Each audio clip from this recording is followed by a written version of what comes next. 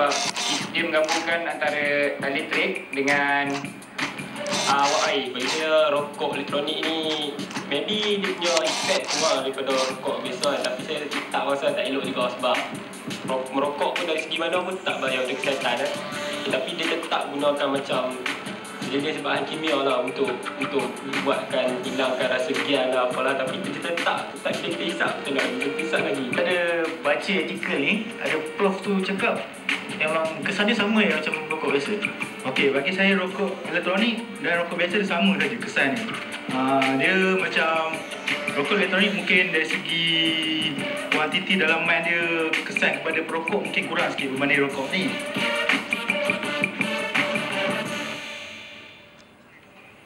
Okey, doktor dia katakan tadi ada beberapa pendapat mengatakan sama aja dengan rokok biasa. Jadi apa komen?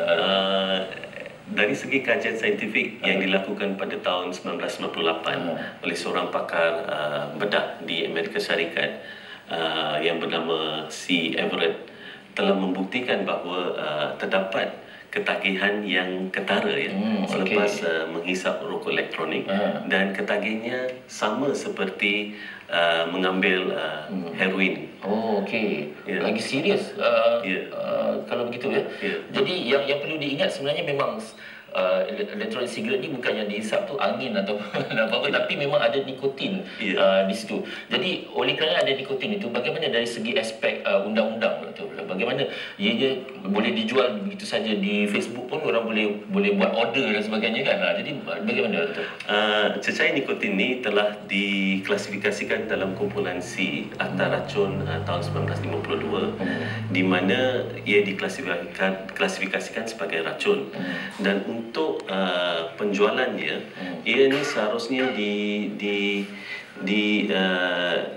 didaftarkan di bawah peraturan kawalan dadah dan kosmetik kebangsaan tahun 1984 di mana cecair nikotin ni seharusnya yang terkandung dalam cartridge rokok elektronik ni perlu didaftarkan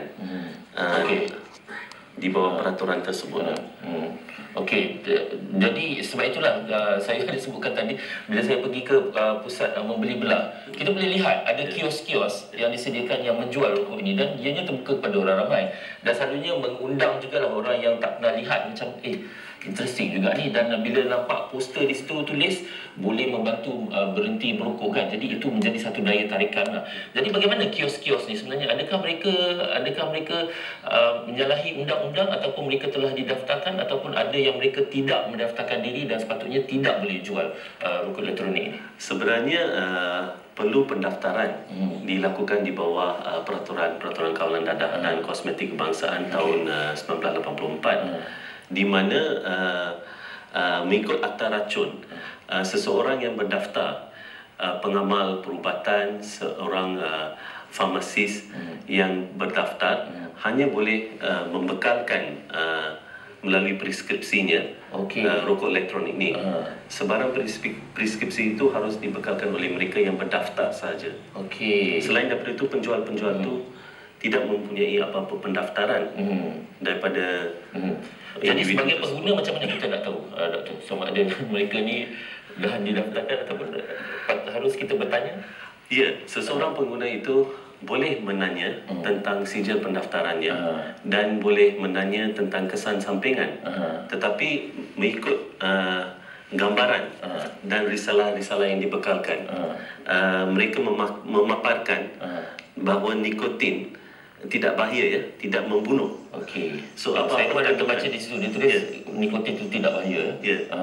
So benda-benda ni harus dibaca dengan teliti dan harus diselidik dengan lanjutnya tentang kesan sampingan rokok elektroniknya, mungkin jangka masa panjang dan jangka masa pendek dan melibatkan kos.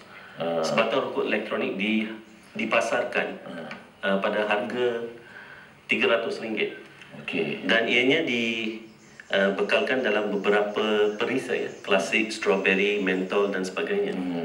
So benda-benda ni harus dikaji selidik. Ya, jadi itu lebih lama. menjadi tarikan juga ada pelbagai rasa juga betul dengan strawberry dan juga klasik. Jadi bagi pihak kementerian sendiri bagaimana agaknya caranya untuk meningkatkan kesedaran mengenai bahayanya ataupun apa sebenarnya pengguna patut lakukan, perlu tahu yang penjual ni berdaftar dan juga memahami betul-betul isi kandung dalam sesuatu elektronik sigaret ni.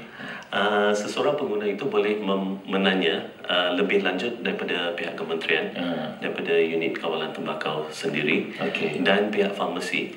Adakah mereka menerima sijil pendaftaran yang sah, dan kita dapat membekalkan maklumat ini secara lebih teliti dan selanjutnya. Okey, dan juga saya melihat secara online juga, sebab sekarang ni boleh beli apa-apa sahaja secara online, doktor. Termasuklah e-cigarette ataupun rokok elektronik ni. Jadi komen doktor. Sebenarnya sebelum menjerumus kepada terapi gantian rokok yang dipaparkan yang tidak mempunyai apa-apa bukti kajian saintifik yang sahih, seharusnya seseorang individu itu jangan mengambil kesempatan untuk merokok elektronik sigaret ni yang ada di pasaran tempatan kita. Dan sebagai nasihat yang kukuh dan secara umumnya, elektronik sigaret ni memang membawa padah yang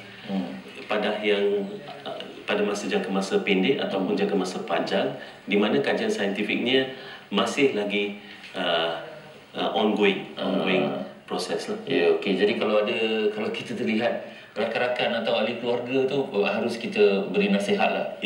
Beritahu apa sebenarnya risikonya kan. Jadi apa agaknya lagi, kalau sebab cecair tu dia mungkin ada kuantiti yang berbeza, doktor. Jadi apa risikonya lagi kalau cecair itu pada kuantiti yang tidak mengikut piawaian atau berlebihan? Itu yang menimbulkan kerisauan dari segi kegunaannya.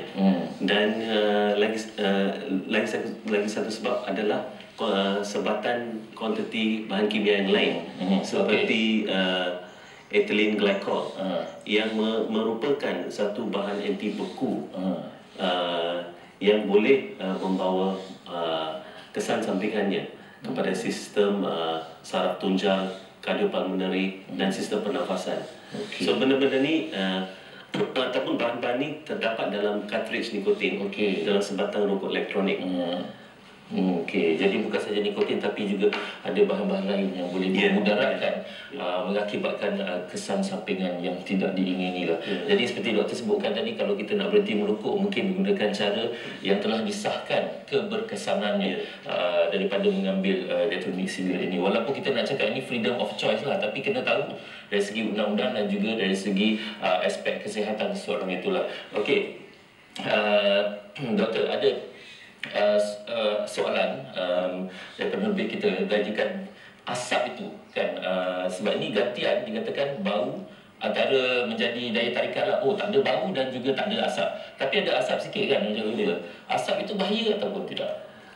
Apa-apa asap yang dibebaskan melalui rokok elektronik ataupun e-cigarette ni merupakan asap daripada bahan pembakaran nikotin cecair itu sendiri. Dan nikotin ni adalah sebatian yang terdapat dalam tembakau. So asap ni adalah berbahaya. Sama jugalah. Jadi kita di sekeliling pun kalau ada asap tu masih lagi passive smoking lah dia. Passive smoking lah. Okey doktor, terima kasih banyak-banyak diucapkan. Itu banyak maklumat yang kita kongsikan, penjelasan. Dan seperti doktor sebutkan tadi, kalau anda ingin mendapatkan maklumat lebih lanjut, boleh menghubungi Kementerian Kesihatan secara langsung untuk mendapatkan kepastian lah. Dan diharapkan juga pihak kementerian dapat teruskan kempen untuk meningkatkan kesedaran mengenai produk ini.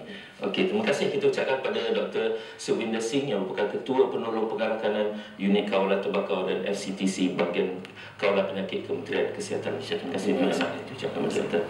Okey, dan seterusnya dari kita bercerita mengenai e-cigarette ini, kita ingin bercerita mengenai satu program terkini di TV3 bersama dengan Hilmi. Silakan Hilmi.